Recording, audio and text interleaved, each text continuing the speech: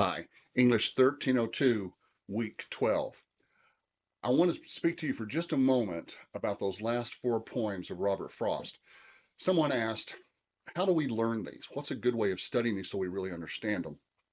And I'd like to help you. There's just a few simple things you got to do. First thing you got to do is you've got to learn those vocabulary words: metonymy, synecdoche, allusion, alliteration, anaphora, connotation, and denotation. Those are words you just have to have in your short-term memory so that you can pull them up when you see them. Now, even if you have those definitions down pat, even if you know all of them backwards and forwards, you may not recognize them the first time you see them in the poem. That's why you want to read the poem several times. Read it silently, read it out loud, read it sitting still, read it while you're walking around, listen to it on YouTube, find it on a podcast, have someone else read it to you, read it to your dog. Just find some way to experience the poem in multiple ways, multiple times. And we're not talking about hours and hours worth of work. These poems are all really short. The longest one I think is Birch's, which is a page and a half. And most of these poems, you'll get through them in 2 minutes. So we're talking about 10, 12 minutes of total reading time, not a lot. But it is important that you do that multiple times and in different ways, various ways to really experience what the poem has to say.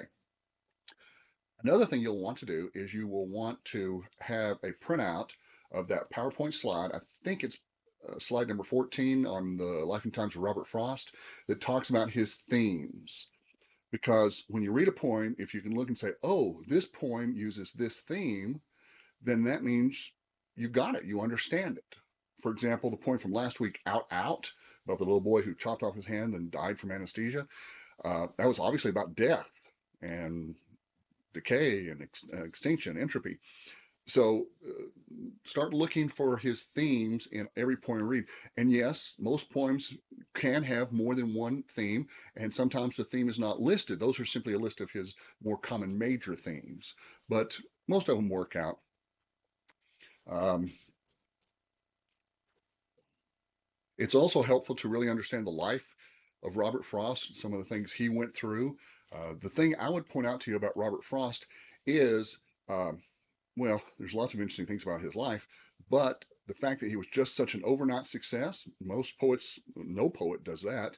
Uh, but he moved off the farm, moved to England, and just became, bam, an overnight internet success, sensation, just hugely popular in a very short period of time. But worth it because even his early poetry is good poetry, great poetry.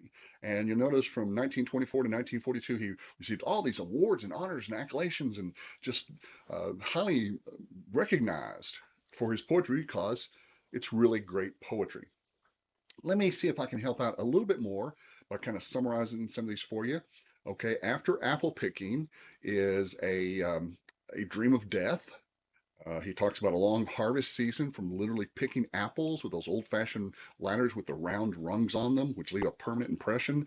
And talks about how the apples are bruised and they go into the apple cider bin. And he looks through a piece of frozen water from the trough, and everything seems gray and fuzzy. And it's a discussion of death and what will happen after this life. Birches, of course, as you know now, since you've read it, is a desire for reincarnation.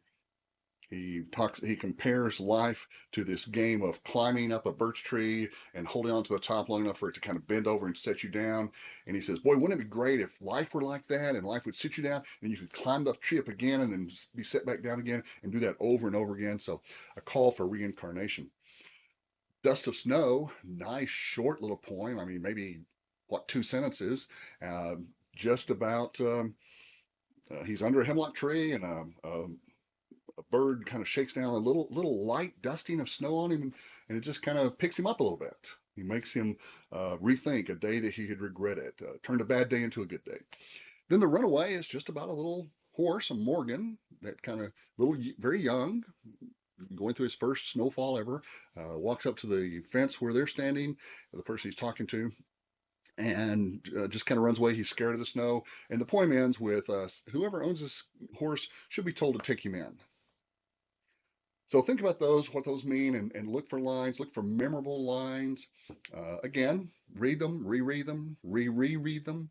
Uh, yeah. and I hope you enjoy them. Let me know if you have any questions.